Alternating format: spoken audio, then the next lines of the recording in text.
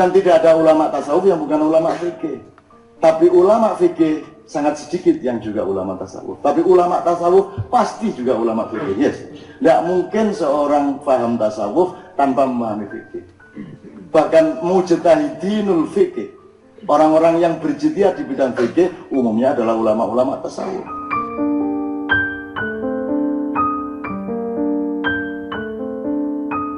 Allah kan bukan barang mewah, teman-teman sekalian. Dan Allah juga jangan diformal-formalkan. Allah sendiri begitu akrab, begitu manusiawi dalam tanda petik, begitu memakai bahasamu sehari-hari.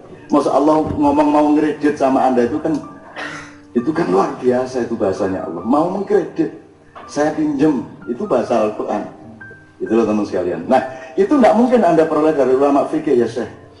Tidak mungkin. Anda bisa memperolehnya kalau Anda bu'itsu liutammima makarimal akhlak, meningkat lagi takwa. Nggak mungkin orang bertakwa dia berakhlak.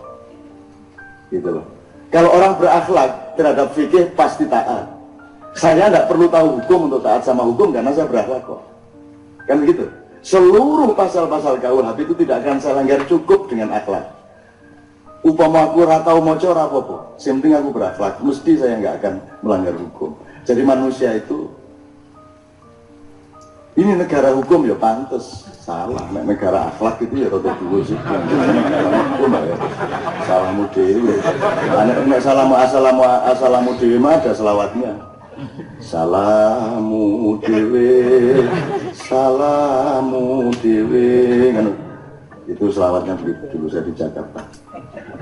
Awal-awal lah urung iso selawatan ya akhirnya nggak jadi. Salamu dewe milik presiden keliru wae. Ngono aku. Bisa iso guyu cekakane seneng. Itu manusiawi sekali. Itu pertama wedi jenengan itu wedi kabeh. Wedi kabeh aja mampu kabeh hasil tu kabeh. Ya.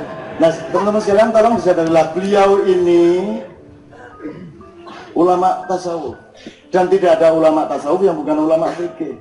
Tapi ulama fikih sangat sedikit yang juga ulama tasawuf. Tapi ulama tasawuf pasti juga ulama fikih. Yes. Tidak mungkin seorang paham tasawuf tanpa memahami fikih.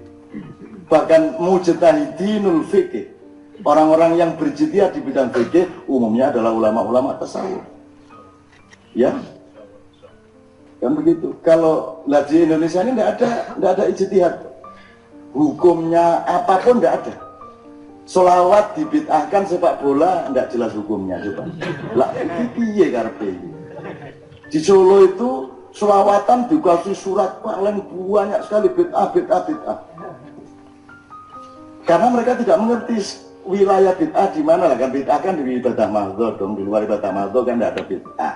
Lah kalau di luar ibadah mahdhur bid'ah lah, terus urip piye ya kan Nabi ra tau nggo teken kok. Tapi tekenannya ya bid'ah.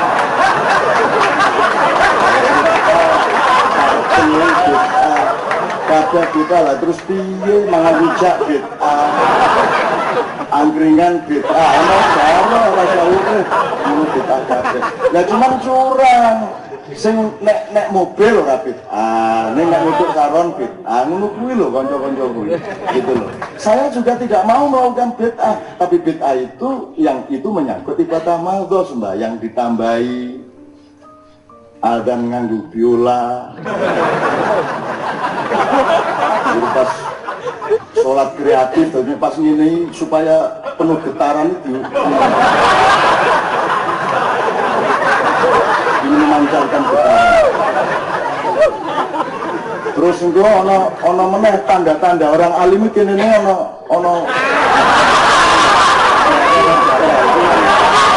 aku takon. Kira aja nesu. Salat iki kepiye kok dadak salat iki?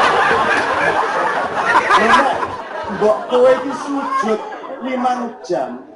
Kuwi nek aku sithik ora ya ora ta ya. Wong sujud ngene kok.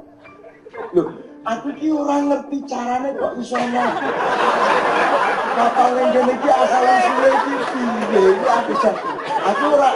Kalau dia kan pemain karate lah.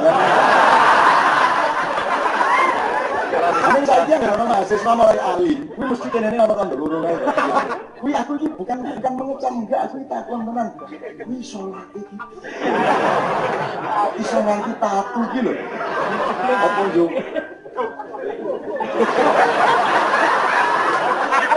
Apa njejok goleke watu sing kuasar kae kok.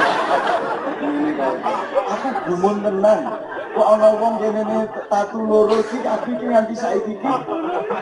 Ora paham.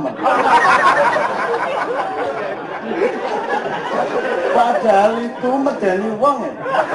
Yang jadi ketemu wong kok kene loro itu alim.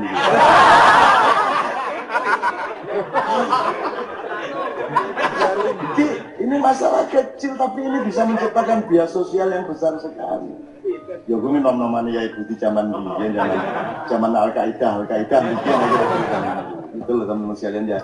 Jadi saya kembalikan ke ulama fikih tadi. Jadi kita bersyukur beliau ini, Anda tahu beliau ini bukan hanya ulama tasawuf, beliau ini ahli sastra, beliau sangat artikulatif secara sastra dan sangat suka.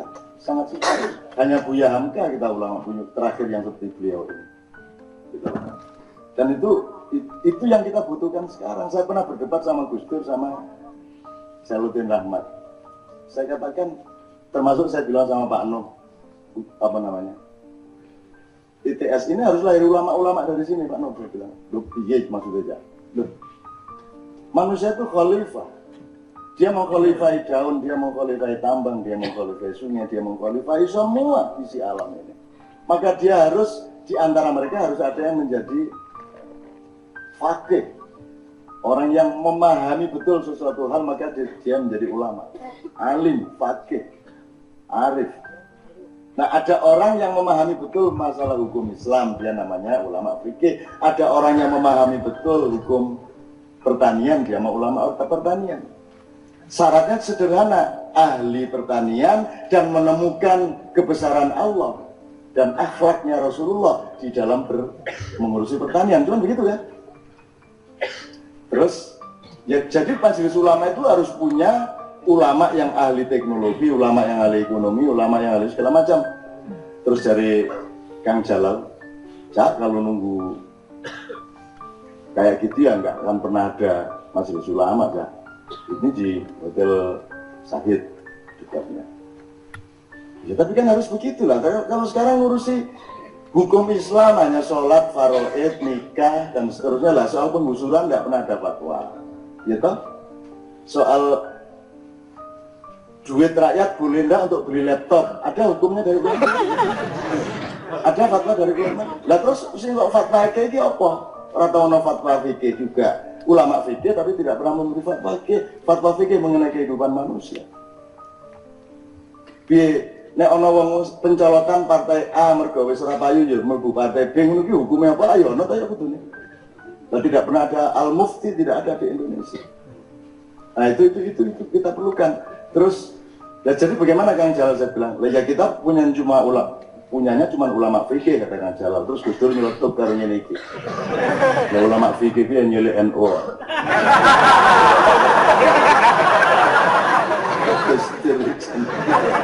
Nyelek NU jadi. Kawan Muhammad Jarot tuh angel. Jadi alhamdulillah teman-teman sekalian, saya nggak GR nggak apa, tapi ini ilmu ya, bukan ngomong, ini bukan psikologi, bukan apa namanya, bukan eksistensi. Ini urusan ilmu. Jadi ilmu itu ya, tidak ya tidak. Saya kira Anda punya alasan untuk bersyukur bahwa kita dihadiri beliau, dihadiri Yai Budi, dihadiri kita, dan kita sekarang ini menjadi rada lumayan lah dari umat Rasulullah, rada lumayan gitu. Oranjur ya Islam ya lumayan lah gitu. Iya ya tasawufmu ya oke gitu ya, orang kata ya nek arep ya nek kira-kira ya jelas nek soal itu soal utangi Gusti Allah nanti ya. Jadi kita bersyukur dan kita ingin tumbuhkan betul ulama-ulama tasawuf ini pada tingkat yang berbeda-beda, pada skala yang berbeda-beda, diakui atau tidak ada urusan. Seperti Rasulullah dicontohkan beliau tadi, jangankan tidak diakui di pandemi waktu kangen. Kok suwe ya, fitnah ya Tuhan. Itu sudah suwe aku di Jogja nggak difitnah orang ini. Ini juga agak menggelisahkan. Saya kira ini ada yang salah di Jogja. Kok fitnah? Kalau padahal ini kontrak saya sama Allah ini, bahwa saya harus mau difitnah kecil besar, sempit atau luas, yang biasa maupun yang sangat kejam saya harus mau menerima. Saya terima. Dan ini sudah agak lama nih kurang ada fitnah gitu. Jadi saya kadang-kadang pengen bantu saya boron. Dengan fitnah gede tak lagi orang-orang juta setengah ya. Asesnya nak kue harap menjadi muslim yang baik, angger kita kau ini tandem jajal kayak kandung Nabi pora itu.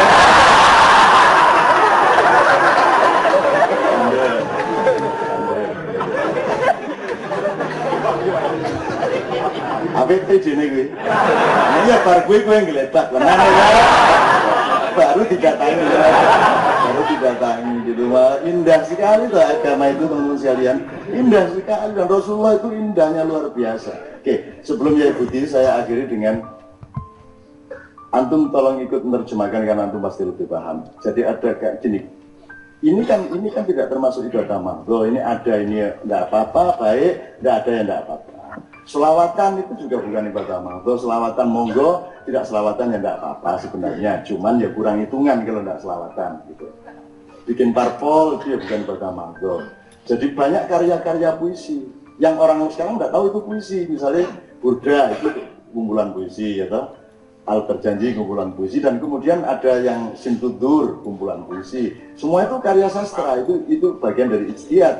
Tapi wong Islam saiki ning Jakarta anggur arep mati, anggur wis mati diundang buku tahlil rumah sana itu bagian dari agama Islam, bagian dari syariat Islam. Itu bukan syariat Islam itu. Syariat Islam itu ya rukun Islam itu syariat Islam.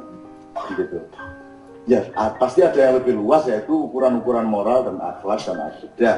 Tetapi orang tahlilan itu kan karya sendiri, meskipun ngambil dari sejumlah ayat-ayat Quran. Jadi itu sebenarnya kumpulan puisi. Asal ini dari wong Jakarta ono sing mati orang tahlilan. Ning Jakarta wis ora ono ukuran nek Muhammadiyah. Ambok Muhammadiyah kaya ngopo nek Jakarta tahlilan. Dirono gambare dhek kaya ning njaba kan lagi ono.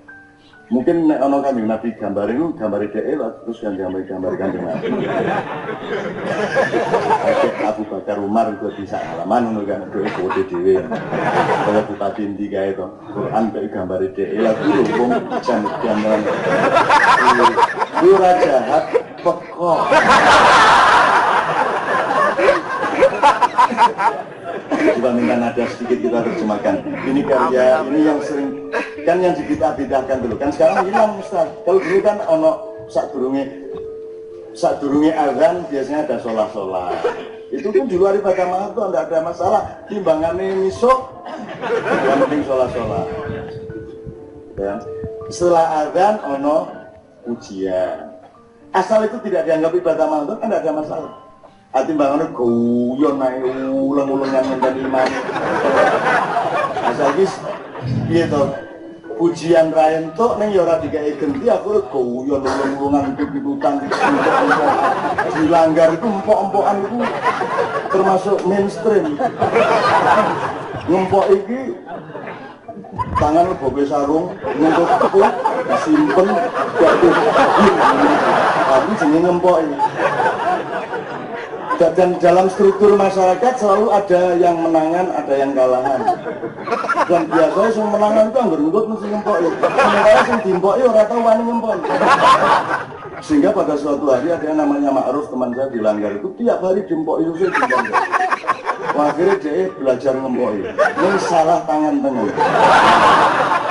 Dulu pakai sarung, saking dendamnya pokoknya sing gede-gede jenenge minin iki.